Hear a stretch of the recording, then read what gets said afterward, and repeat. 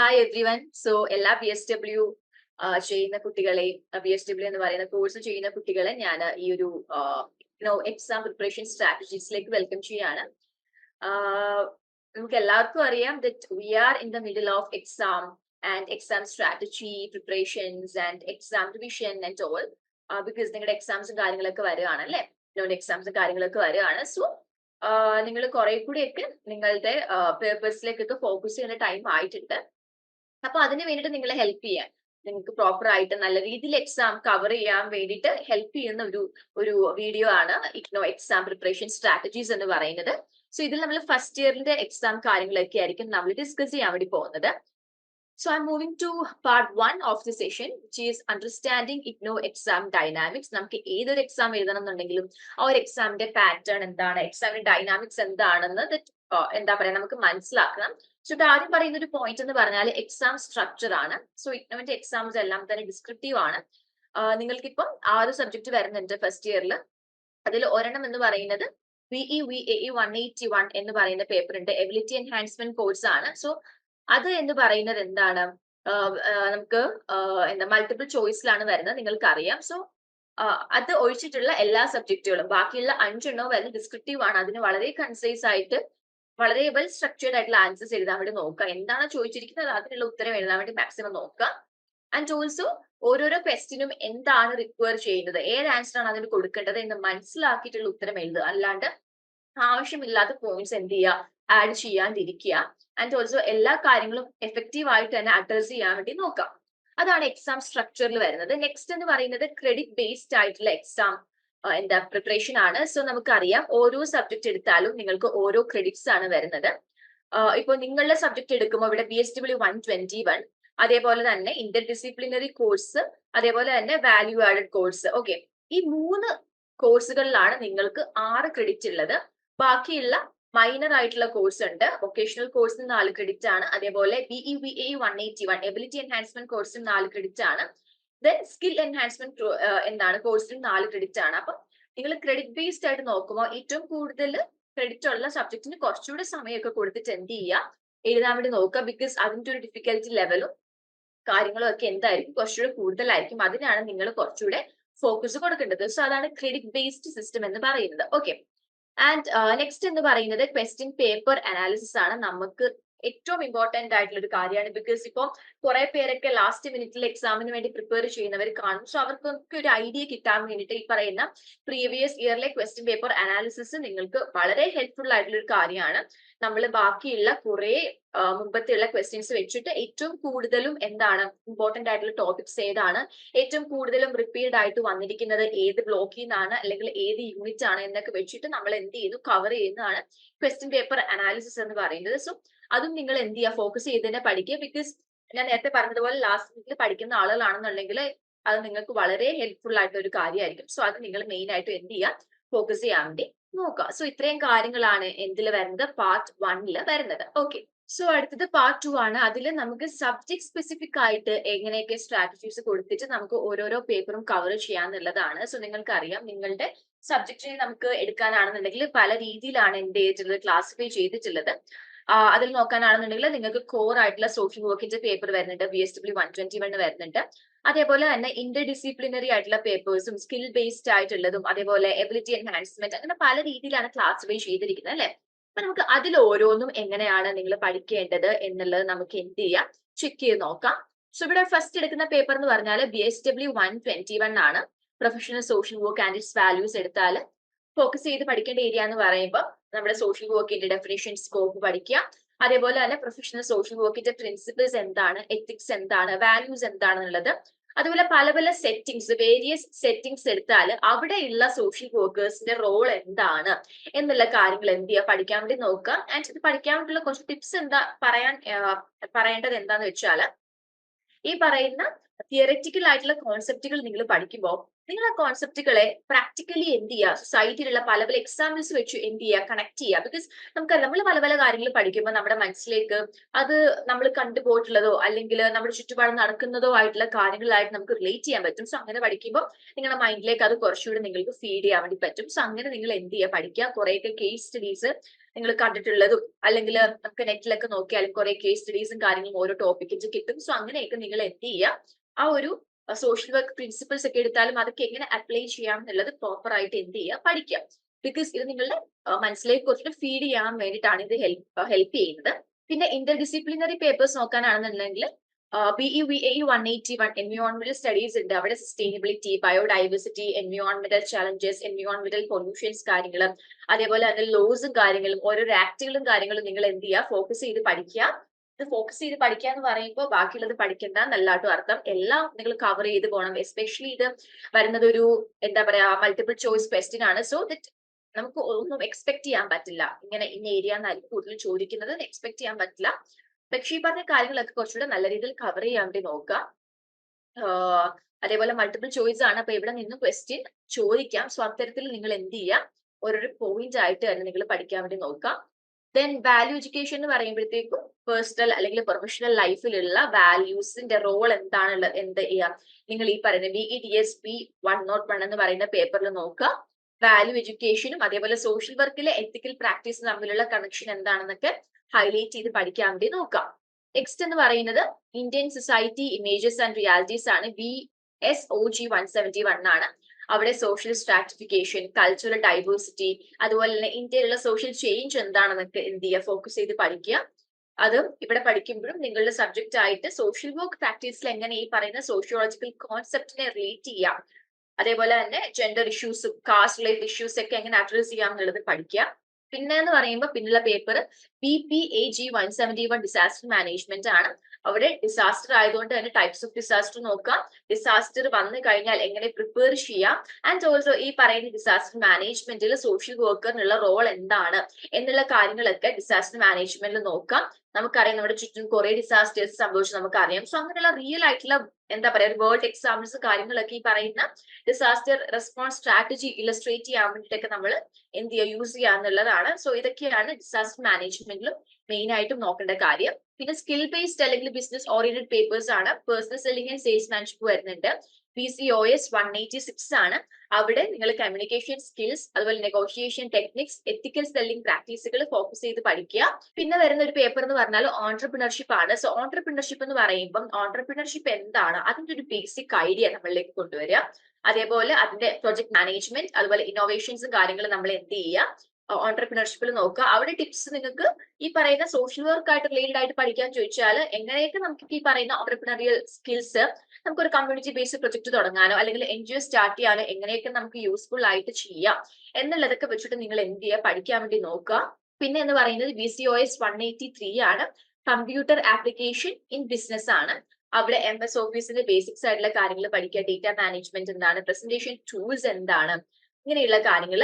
And ഇത് പഠിക്കുന്നത് വഴി നമുക്ക് എന്താ കിട്ടുന്നത്, സോഷ്യൽ വർക്കിൽ നമുക്കറിയാം ഡോക്യുമെന്റേഷൻ എന്ന് പറയുന്നത് വളരെ ഇമ്പോർട്ടന്റ് ആണ്, അല്ലെങ്കിൽ റിപ്പോർട്ട് റൈറ്റിംഗ് വളരെ എസെൻഷ്യൽ ആണ്. സോ നിങ്ങൾ നന്നായിട്ട് പഠിക്കുമ്പോൾ നമുക്ക് ഒരു പ്രാക്ടിക്കൽ അവയർനെസ് കിട്ടുകയാണ് എങ്ങനെയൊക്കെ നമുക്ക് ഈ പറയുന്ന സോഫ്റ്റ്വെയർ ടൂൾസിന്റെ നമുക്ക് സോഷ്യൽ വർക്കിലുള്ള റിപ്പോർട്ട് റൈറ്റിംഗും ഡോക്യുമെന്റേഷനും യൂസ് ചെയ്യാം എന്നുള്ളത്. സോ അതാണ് BCOS 183 കമ്പ്യൂട്ടർ ആപ്ലിക്കേഷൻ ഇൻ ബിസിനസ്സിൽ ഫോക്കസ് ചെയ്ത് പഠിക്കേണ്ട ഏരിയാസ് എന്ന് പറയുന്നത്. ഓക്കെ.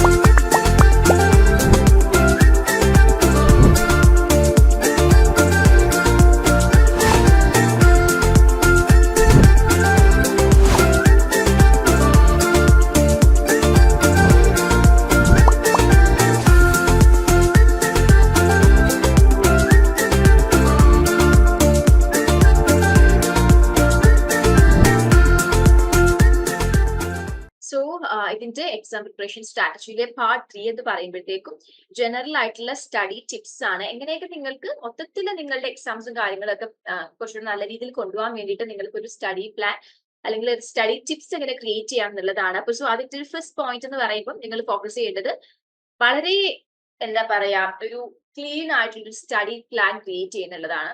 അപ്പൊ ഇതുവരെ പഠിച്ചിട്ട് ഇല്ലാത്ത ആളുകളാണെന്നുണ്ടെങ്കിൽ നിങ്ങൾ ടെൻസ്ഡ് ആവണ്ട, ബിക്കോസ് നിങ്ങൾക്ക് ഇനി സമയമുണ്ടല്ലേ.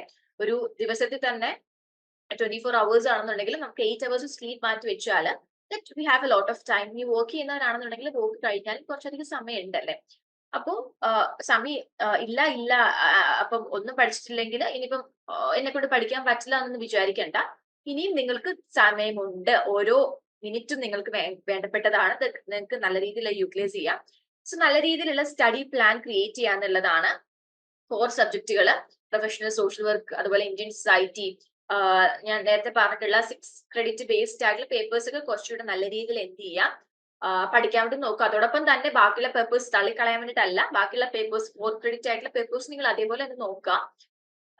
അതുപോലെ തന്നെ നിങ്ങൾ ഓരോരോ പേപ്പർ പഠിച്ചു ഇപ്പൊ പ്രാക്ടീസ് ടൈം ആണെന്നുണ്ടെങ്കിൽ ആ റിവിഷൻ ടൈമിന് വേണ്ടിയിട്ട് പ്രാക്ടീസ് ടൈമിന് വേണ്ടിയിട്ട് ഒരു സമയം നിങ്ങൾ മാറ്റി വെക്കുക. ഇപ്പൊ പുതുതായിട്ട് പഠിക്കാനുള്ളവരാണെന്നുണ്ടെങ്കിൽ മെയിൻ ആയിട്ടും എന്ത് ചെയ്യുക, ഷോർട്ട് നോട്ട്സ് ഒക്കെ പ്രിപ്പയർ ചെയ്തിട്ട് പഠിക്കാൻ വേണ്ടിയിട്ട് കാര്യങ്ങൾ നോക്കാം. ചിലപ്പോൾ നിങ്ങൾക്ക് എല്ലാത്തിലൂടെ ഗോത്രൂ ചെയ്യാൻ പോവാൻ പറ്റണം എന്നില്ല. സോ അങ്ങനെയുള്ള കാര്യങ്ങളും പ്രീവിയസ് ഇയർ ക്വസ്റ്റ്യൻസും അങ്ങനെയുള്ള കാര്യങ്ങളൊക്കെ മെയിൻ ഫോക്കസ് കൊടുക്കുക. പിന്നെ എന്ന് പറയുമ്പോൾ റിയൽ ലൈഫ് ആയിട്ടുള്ള എക്സാമ്പിൾസ് പറഞ്ഞതുപോലെ ഏതെങ്കിലും ഒരു ടോപ്പിക് എടുക്കുമ്പോൾ try to connect it with a real life example. അങ്ങനെയാകുമ്പോൾ നിങ്ങളുടെ മനസ്സിലേക്ക് അത് കുറച്ചുകൂടെ നല്ല രീതിയിൽ ഫീഡ് ചെയ്യും. സൊസൈറ്റിയിലുള്ള ഇഷ്യൂ ആയിക്കോട്ടെ, അല്ലെങ്കിൽ ഒരു കേസ് സ്റ്റഡി ആയിക്കോട്ടെ, കമ്മ്യൂണിറ്റിയിലുള്ള എന്തെങ്കിലും ഇന്റർവെൻഷൻസ് ആയിക്കോട്ടെ, അങ്ങനെ തിയററ്റിക്കൽ കോൺസെപ്റ്റിനെ ഒരു പ്രാക്ടിക്കൽ ആയിട്ട് റിലേറ്റ് ചെയ്യാൻ വേണ്ടി പറ്റുക. അങ്ങനെ വരുമ്പോൾ നിങ്ങൾക്ക് കുറച്ചുകൂടെ ക്വാളിറ്റി ആയിട്ടും എന്താ പറയാ കുറച്ചുകൂടെ റെലവെന്റ് ആയിട്ടുള്ള ആൻസേഴ്സും കാര്യങ്ങളൊക്കെ പ്രിപ്പയർ ചെയ്ത് എക്സാമിന് എഴുതാൻ വേണ്ടി പറ്റും. പിന്നെ നിങ്ങൾ മൈൻഡ് മാപ്സും അല്ലെങ്കിൽ സമ്മറീസ്, ഷോർട്ട് നോട്ട്സ് ഇങ്ങനെയുള്ള കാര്യങ്ങൾ നിങ്ങൾ യൂസ് ചെയ്യാം. ഒരു ക്വിക്ക് ആയിട്ടുള്ള ഒരു എന്താ പറയാ റിവിഷന് വേണ്ടിയിട്ട് നിങ്ങൾ കുറച്ച് ഷോർട്ട് നോട്ട്സും കാര്യങ്ങളൊക്കെ പ്രിപ്പയർ ചെയ്ത് വെക്കുക. നിങ്ങൾക്ക് എക്സാമിന്റെ ഒക്കെ തലേ ദിവസം ആണെന്നുണ്ടെങ്കിൽ ഇതൊക്കെ നിങ്ങൾക്ക് റെഫർ ചെയ്തിട്ട് നിങ്ങൾക്ക് പോകാൻ പറ്റും. ബിക്കോസ് എക്സാമിന് തലേ ദിവസം എല്ലാം ഓടിച്ചു നോക്കാന്ന് പറഞ്ഞാൽ പോസിബിൾ അല്ല. ചിലപ്പം നിങ്ങൾക്ക് ടെൻഷൻസ് കാര്യങ്ങളൊക്കെ വരാം. സോ അങ്ങനെയുള്ള സമ്മറീസ് ഉണ്ടാക്കി ഇടുകയാണെന്നുണ്ടെങ്കിൽ it will help you. Okay, അതുപോലെ ആൻസർ റൈറ്റിംഗ് പ്രാക്ടീസ് ആണ്. അത് നമ്മൾ എപ്പോഴും പറയുന്ന ഒരു കാര്യമാണ്. നിങ്ങൾ ഇപ്പൊ കുറെ വർഷം കൂടിയിട്ടൊക്കെ എക്സാം എഴുതുന്ന ആളുകൾ കാണും. ആഫ്റ്റർ എന്താ പറയുക ഒത്തിരി ഇയേഴ്സ് ഒക്കെ ഉണ്ട്, 10 years ഒക്കെ. അപ്പം അങ്ങനെ വരുമ്പോൾ നിങ്ങൾക്ക് എക്സാം റൈറ്റിംഗിന്റെ സ്പീഡ് നിങ്ങൾക്ക് തന്നെ അറിയുണ്ടാവില്ല. എങ്ങനെയാ നിങ്ങൾ എക്സാമിന് എഴുതുമ്പോൾ നിങ്ങൾക്ക് പ്രോപ്പർ സ്പീഡ് കിട്ടുമോ, വിത്തിൻ ദാറ്റ് ടൈം നിങ്ങൾക്ക് കംപ്ലീറ്റ് ചെയ്യാൻ പറ്റുമോ എന്നുള്ളത്. സോ നിങ്ങൾ എക്സാമിന് പോകുന്നതിന് മുന്നേ നിങ്ങൾ എന്ത് ചെയ്യാം, നിങ്ങൾ ഒരു ആൻസർ റൈറ്റിംഗ് പ്രാക്ടീസ് കൊണ്ടുവരാം. നിങ്ങൾ പേന നിങ്ങളുടെ കയ്യിൽ എടുത്ത് നിങ്ങൾ എഴുതുക, എങ്കിലേ നിങ്ങൾക്ക് ആ ഒരു സ്പീഡ് കിട്ടൂ. ഓക്കെ, നിങ്ങൾക്ക് ആ ഒരു ഫ്ലോ വരണമെന്നുണ്ടെങ്കിൽ നിങ്ങൾ അത് പ്രാക്ടീസ് ചെയ്യണം. ഇത് വളരെ ഇമ്പോർട്ടന്റ് ആയിട്ടുള്ള ഒരു കാര്യമാണ്. നിങ്ങൾക്ക് ഇനിയിപ്പോ ഓർത്തോർത്ത് എഴുതാൻ പറ്റുന്നില്ല, വീട്ടിൽ പ്രാക്ടീസ് ചെയ്യാൻ പറ്റുന്നില്ലെങ്കിൽ നിങ്ങൾ നോക്കിയെങ്കിൽ നിങ്ങൾ എന്ത് ചെയ്യുക, എഴുതാൻ വേണ്ടി നോക്കുക. ആൻസർ റൈറ്റിംഗ് പ്രാക്ടീസ് എന്ന് പറയുന്നത് വളരെ ഇമ്പോർട്ടന്റ് ആണ്. ബിക്കോസ് 3 hours എക്സാം ആണ്. എല്ലാ പേപ്പറും എന്താ പറയാ 6 ക്രെഡിറ്റ് 4 ക്രെഡിറ്റ് ഒക്കെ ഉണ്ട്. അപ്പൊ എല്ലാ പേപ്പറും ഒരേപോലെ ആയിരിക്കില്ല നമ്മൾ ആൻസർ എഴുതേണ്ടത്. അപ്പൊ നിങ്ങൾ എന്ത് ചെയ്യുക, അത് കണക്കിൽ എടുത്തിട്ട് നിങ്ങൾ എക്സാമിന് പോവുക. ഓക്കെ, സോ അതാണ് നമ്മുടെ പാർട്ട് 3 ജനറൽ ആയിട്ടുള്ള സ്റ്റഡി ടിപ്സ് എന്ന് പറയുന്നത്. അടുത്തതെന്ന് പറയുമ്പോഴത്തേക്ക് പാർട്ട് 4 ആണ് എക്സാം ഡേയിലുള്ള സ്ട്രാറ്റജീസും കാര്യങ്ങളാണ്. സോ ഫസ്റ്റ് വരുന്ന ടൈം മാനേജ്മെന്റ് ആണ്. നിങ്ങൾ ഓരോ ക്വസ്റ്റ്യൻ എഴുതുമ്പോഴും നിങ്ങൾക്ക് പ്രോപ്പർ ആയിട്ട് നല്ല രീതിയിൽ ഏത് ക്വസ്റ്റ്യൻ ആൻസർ എഴുതാൻ പറ്റുമോ അത് നിങ്ങൾ ചൂസ് ചെയ്തിട്ട് നിങ്ങൾ എഴുതുക. ബിക്കോസ് ഇപ്പൊ നിങ്ങൾക്ക് എഴുതാൻ പറ്റാത്ത ഒരു ക്വസ്റ്റ്യൻ ആണ് നിങ്ങൾ ചൂസ് ചെയ്യുന്നതെന്നുണ്ടെങ്കിൽ നിങ്ങൾ അവിടെ ടെൻഷൻ അടിച്ച് നിങ്ങൾക്ക് എഴുതാൻ പറ്റില്ല. അത് നിങ്ങളുടെ ഫ്യൂച്ചർ ഈ വേറെ ക്വസ്റ്റ്യൻസ് എഴുതുമ്പോൾ അതിനെ എന്ത് ചെയ്യുന്നുണ്ട്, അതിനെ എഫക്ട് ചെയ്യുന്നുണ്ട്. സോ ടൈം മാനേജ്മെന്റ് ഇമ്പോർട്ടന്റ് ആണ്. നിങ്ങളൊരു വാച്ച് മസ്റ്റ് ആയിട്ട് നിങ്ങളുടെ എക്സാം ഹോളിൽ നിങ്ങൾ കൊണ്ടുപോകണം. സ്മാർട്ട് വാച്ച് ഒന്നുമല്ല, സാധാരണ വാച്ച് കൊണ്ടുപോവാം. എന്നിട്ട് നിങ്ങൾ ഓരോരോ ക്വസ്റ്റിനും ഓരോ ടൈം അലോട്ട് ചെയ്യുക. നിങ്ങൾ എഴുതുന്ന സ്പീഡ് നിങ്ങൾക്ക് അറിയൂ അല്ലെ. അപ്പം ഓരോരുത്തരും അത് മനസ്സിൽ കാൽക്കുലേറ്റ് ചെയ്തിട്ട് നിങ്ങൾ ടൈം മാനേജ് ചെയ്യാൻ വേണ്ടി നോക്കുക. ബിക്കോസ് അല്ലെങ്കിൽ ലാസ്റ്റ് ഒരു ഹറിബറി ആവും. അങ്ങനെയുള്ള ഒരു സിറ്റുവേഷൻ മാക്സിമം ക്രിയേറ്റ് ചെയ്യാണ്ടിരിക്കാൻ വേണ്ടി നോക്കുക. ആൻഡ് ഓൾസോ എഫക്റ്റീവ് ആയിട്ട് പ്രസന്റ് ചെയ്യുക. നിങ്ങളുടെ ഹാൻഡ് റൈറ്റിംഗ് ആയിക്കോട്ടെ, ഇപ്പൊ കുറെ നാൾ കൂടിയിട്ട് എഴുതുന്നവരാണെങ്കിൽ ചിലപ്പോൾ ഹാൻഡ് റൈറ്റിംഗ് ഒക്കെ ചിലപ്പോൾ നമുക്ക് കുറച്ച് പാടായിരിക്കും ക്യാച്ച് ചെയ്യാനൊക്കെ. അതിനു വേണ്ടിയിട്ടാണ് ഞാൻ നേരത്തെ പറഞ്ഞത് എന്ത് ചെയ്യുക, ആൻസർ റൈറ്റിംഗ് പ്രാക്ടീസ് കൊണ്ടുവരാന്നുള്ളത്. അവിടെ നിങ്ങൾക്ക് സമ്മറൈസ് ചെയ്യാം, അതുപോലെ ഹെഡിങ്സും കാര്യങ്ങളും ബുള്ളറ്റ് പോയിന്റ്സ് ഒക്കെ വെച്ചിട്ട് നിങ്ങൾക്ക് ഒരു ബോഡി പ്രിപ്പയർ ചെയ്യും. ഒരു ഇൻട്രൊഡക്ഷൻ, പ്രോപ്പർ ഇൻട്രൊഡക്ഷൻ ഒക്കെ ആയിട്ട് നിങ്ങൾക്ക് ആൻസർ റൈറ്റ് ചെയ്യുന്ന ഒരു പ്രാക്ടീസ് നിങ്ങൾ ക്രിയേറ്റ് ചെയ്യുകയാണെന്നുണ്ടെങ്കിൽ എക്സാമിന് വരുമ്പോൾ അത് നിങ്ങൾക്ക് നല്ല രീതിയിൽ നിങ്ങളുടെ ആൻസർ പ്രസന്റ് ചെയ്യാൻ വേണ്ടി ഹെൽപ്പ് ചെയ്യുന്ന ഒരു കാര്യമാണ്. സോ എഫക്റ്റീവ് പ്രസന്റേഷൻ എന്ന് പറയുന്നത് എക്സാം ഡേ നിങ്ങൾ യൂസ് ചെയ്ത സ്ട്രാറ്റജിയാണ്. നിങ്ങളുടെ പോയിന്റ്സ്, കീ പോയിന്റ്സ് എഴുതുമ്പോൾ അത് ഹൈലൈറ്റ് ചെയ്യുക ബുള്ളറ്റ് പോയിന്റ്സ് വെച്ചിട്ട്. അതേപോലെ തന്നെ നല്ല രീതിയിൽ കാണാൻ പറ്റുന്നതുപോലെ തന്നെ ഹെഡിങ്സും കാര്യങ്ങളൊക്കെ എന്ത് ചെയ്യുക, എഴുതുക. എന്തെങ്കിലും ഫ്ലോ ചാർട്ട്സോ ഡയഗ്രാംസോ ഉണ്ടെങ്കിലും നിങ്ങൾ എന്ത് ചെയ്യുക, പ്രോപ്പർ ആയിട്ട് അതിനെ നിങ്ങൾ വിഷ്വലൈസ് ചെയ്യുക എന്നുള്ളത് മേക്ക് ഷുവർ ചെയ്യുക. ഓക്കെ, ബിക്കോസ് ഒരു പേപ്പർ കാണുമ്പോൾ നമുക്ക് അതിലൊരു അട്രാക്ഷൻ തോന്നണം. ഓക്കെ, ഇനിയിപ്പോ അതിൽ വലിയ പോയിന്റ്സ് ഇല്ലെങ്കിൽ നമുക്ക് അത് നോക്കാൻ വേണ്ടിയിട്ടുള്ള ഒരു നല്ലൊരു മനസ്സ് തോന്നണം എന്നുണ്ടെങ്കിൽ നിങ്ങൾ നല്ല രീതിയിൽ അതിനെ പ്രസന്റ് ചെയ്യാന്നുള്ളതാണ്. നിറച്ച് വെട്ടും കുത്തും അങ്ങനെയൊക്കെ ഉള്ളത് മാക്സിമം ഒഴിവാക്കും. ഇനിയിപ്പോ നിങ്ങൾക്ക് വെട്ടാൻ തോന്നുകയാണെന്നുണ്ടെങ്കിൽ ജസ്റ്റ് ഒരു സിംഗിൾ ലൈൻ നിങ്ങൾ വെട്ടുക. ഒത്തിരി ഇങ്ങനെ കറുപ്പിച്ച് അങ്ങനെ വെട്ടിയിടണ്ട. ആ ഒരു നമുക്കൊരു പേപ്പറിനോടുള്ള ഇംപ്രഷൻ ചിലപ്പോൾ പോകും. സോ അങ്ങനെയുള്ള കാര്യങ്ങളൊക്കെ നിങ്ങൾ എന്ത് ചെയ്യുക, മാക്സിമം നിങ്ങൾ നോക്കുക. ഓക്കെ, സോ ഇവിടെ പാർട്ട് 5 എന്ന് പറയുമ്പോൾ മോട്ടിവേഷൻ ആൻഡ് ഫൈനൽ ടിപ്സ് ആണ് വരുന്നത്. സോ നിങ്ങളോട് പറയാനുള്ള കാര്യം എന്ന് പറഞ്ഞാൽ, നിങ്ങൾ എന്ത് എക്സാമിന് പ്രിപ്പയർ ചെയ്താലും നിങ്ങൾ പ്രാക്ടീസ് ചെയ്താലും കൺസിസ്റ്റന്റ് ആയിട്ട് നിൽക്കുക. ഇപ്പൊ ഇന്ന് പഠിക്കാൻ പറ്റി, നാളെ എന്തെങ്കിലും ഒരു ഹെൽത്ത് ഇഷ്യൂ അല്ലെങ്കിൽ എന്തെങ്കിലും ഒരു പേഴ്സണൽ അല്ലെങ്കിൽ വർക്ക് റിലേറ്റഡ് പ്രോബ്ലം കാരണം എനിക്ക് നാളെ പഠിക്കാൻ പറ്റിയില്ല. അപ്പൊ പിന്നെ മടി പിടിച്ചിരിക്കാതെ നാളെ കഴിഞ്ഞു പഠിക്കുന്നില്ല, അതിന് പിറ്റേ ദിവസം പഠിക്കുന്നില്ല, അങ്ങനെ നോക്കുകയാണെങ്കിൽ കൺസിസ്റ്റന്റ് ആയിട്ട് പഠിക്കുക എന്നുള്ളതാണ്. ഇനിയിപ്പം എന്തൊരു പ്രോബ്ലം ഉണ്ടെങ്കിലും ഒരു 10 മിനിറ്റെങ്കിലും പഠിക്കാൻ ഉണ്ടെന്നുണ്ടെങ്കിൽ നമുക്ക് കൺസിസ്റ്റന്റ് ആയിട്ട് പോകും. എന്താ പറയാ, കൺസിസ്റ്റൻസി ഇസ് എ കീ എന്നാണ് അല്ലെ. അപ്പം ആ ഒരു കൺസിസ്റ്റന്റ് ആയിട്ട് പോയാൽ നിങ്ങൾക്കും മടുപ്പില്ല, നിങ്ങൾ നല്ല രീതിയിൽ നിങ്ങൾക്ക് ഫോളോ ചെയ്യാൻ വേണ്ടി പറ്റും. ബിക്കോസ് ഓർക്ക, സോഷ്യൽ വർക്ക് എന്ന് പറയുന്നത് it's all about empathy, understanding and action. So relate your learning to the impact that it can create in society. നിങ്ങളുടെ ലേണിംഗിൽ നിങ്ങൾക്ക് സൊസൈറ്റിയിൽ എന്തെങ്കിലും തരത്തിലുള്ള ഒരു ഇമ്പാക്ട് ക്രിയേറ്റ് ചെയ്യാൻ പറ്റണം. സോ അങ്ങനെ നിങ്ങൾ റിലേറ്റ് ചെയ്തിട്ട് എന്ത് ചെയ്യുക, പഠിക്കുക. ആൻഡ് ഓൾസോ നിങ്ങൾ 24 മണിക്കൂർ ഇരുന്ന് പഠിക്കണം നമ്മൾ ഒരിക്കലും പറയില്ല. Because your brain also need some, എന്താ പറയാ, എനർജി അല്ലെ. ഇതിന് വേണ്ടിയൊക്കെ പ്രോപ്പർ ആയിട്ട് വർക്ക് ചെയ്യണമെങ്കിൽ ബ്രെയിനും എനർജി വേണം, പ്രോപ്പർ റെസ്റ്റ് വേണം. സോ റെഗുലർ ആയിട്ടുള്ള ബ്രേക്ക് എടുത്ത് തന്നെ നിങ്ങൾ പഠിക്കുക. ഒരു സമയം നിങ്ങൾ ഒരു 20 മിനിറ്റ്സ് ഒക്കെ ഇരുന്നിട്ട് റെസ്റ്റ് എടുത്തിട്ട് ബാക്കി 20 മിനിറ്റ്സ് പഠിക്കുക. ഇപ്പം 10 മിനിറ്റ്സ് ഒക്കെ ഇരിക്കാൻ പറ്റുന്നുണ്ടെങ്കിൽ അറ്റ് എ ടൈം 10 മിനിറ്റ്സ് എടുക്കുക. ദെൻ ജസ്റ്റ് ഒരു വോക്കോ അങ്ങനെ, അല്ലെങ്കിൽ വെള്ളം കുടിക്കുക, സ്നാക്സ് എന്തെങ്കിലും കഴിക്കുക, എഗെയിൻ വന്നിരിക്കുക. ഇനിയിപ്പം ഇടയ്ക്ക് സ്നാക്സ് ഒക്കെ കഴിക്കുമ്പോഴും നല്ല രീതിയിൽ ഡയറ്റ് പ്രോപ്പർ ഫോളോ ചെയ്യുക. ജങ്ക് ഫുഡ്സും കാര്യങ്ങളൊക്കെ ഇടയ്ക്ക് കഴിക്കുന്നുണ്ടെങ്കിൽ ചിലപ്പോൾ നമുക്ക് ഉറക്കം വരാനും അവിടെ കിടന്ന് ഉറങ്ങാനൊക്കെ ചാൻസ് ഉണ്ട്. അപ്പൊ അങ്ങനെയുള്ള കാര്യങ്ങളൊക്കെ എന്ത് ചെയ്യുക, നിങ്ങൾ മാക്സിമം നിങ്ങൾ എന്ത് ചെയ്യുക, അവോയ്ഡ് ചെയ്യുക.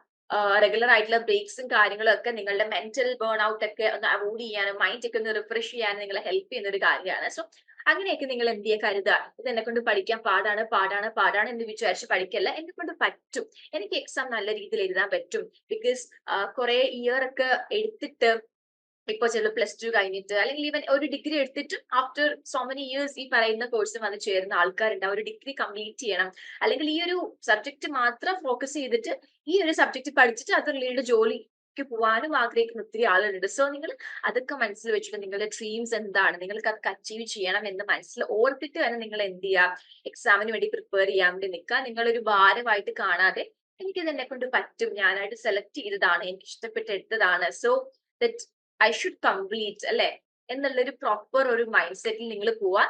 അപ്പോൾ നിങ്ങൾക്ക് നല്ല രീതിയിൽ എക്സാം എഴുതാൻ പറ്റട്ടെ. എല്ലാവിധ പ്രാർത്ഥനകളും ആശംസകളും നേരുകയാണ്.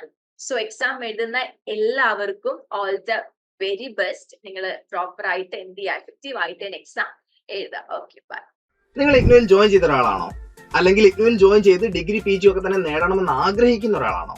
ആണെങ്കിൽ നിങ്ങൾക്ക് വേണ്ടിയുള്ളതാണ് ലേൺവൈസ് പ്ലാറ്റ്ഫോം. കേരളത്തിലെ ഏറ്റവും മികച്ച ഇഗ്നോ സപ്പോർട്ട് പ്ലാറ്റ്ഫോമായുള്ള ലേൺവൈസിന്റെ സഹായത്തോടു കൂടി രാജ്യത്തെ ഏറ്റവും മികച്ച, ഏറ്റവും ക്രെഡിബിൾ ആയിട്ടുള്ള ഡിസ്റ്റൻസ് എഡ്യൂക്കേഷൻ യൂണിവേഴ്സിറ്റി ആയുള്ള ഇഗ്നുവിൽ നിന്ന് ഡിഗ്രി, PG, MBA ഒക്കെ നേടാം. 22ഓളം വരുന്ന പ്രോഗ്രാമുകളിൽ first year, second year, third year, fourth ഇയറിന് ആവശ്യമായുള്ള കംപ്ലീറ്റ് സപ്പോർട്ട് നിങ്ങൾക്ക് ലേൺവൈസിൽ അവൈലബിൾ ആണ്. കൃത്യമായ മെന്റർഷിപ്പോടുകൂടി കോംപ്രിഹെൻസീവ് ആയ ഒരു ഡിഗ്നിഫൈഡ് ലേണിംഗ് എക്സ്പീരിയൻസ് ഉറപ്പാക്കുന്ന ലേൺവൈസിന്റെ സവിശേഷതകൾ നിങ്ങൾക്കൂടെ കാണാൻ സാധിക്കും.